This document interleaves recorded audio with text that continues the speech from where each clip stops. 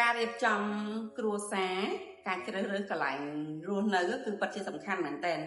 ព្រោះថាវាជះឥទ្ធិពលទៅដល់អារម្មណ៍របស់យើងហើយបរិយាកាសនោះដែរក៏ជះឥទ្ធិពលទៅដល់ការរស់នៅការរីកលូតលាស់ក៏ដូចជាអត្តចរិតរបស់កូនយើងដូចគ្នាអញ្ចឹងសម្រាប់ការជ្រើសរើសនៅក្នុងបុរីចាស់គឺជាជំរើសមួយដែលគេហៅថា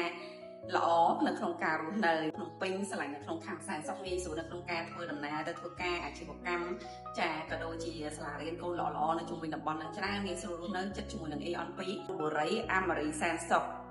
មានផ្ទះវិឡាភ្លួលក់បញ្ចប់ការដ្ឋាននៅតែ3វិឡាទៀតទេដែលបងប្អូនទាំងអស់គ្នាអាចអញ្ជើញមកមើលដល់ទីតាំងផ្ទាល់ហើយសំខាន់គឺតម្លៃល្អពិសេសមែនតើផ្ទះថ្មីដែលសាងសង់រួចអាចចូលរស់នៅបានចាបរិយាកាសល្អការធ្វើរចនាចាទាំងម៉ូដទាន់សម័យគិតគូរតាំងពីការរស់នៅបរិយាកាស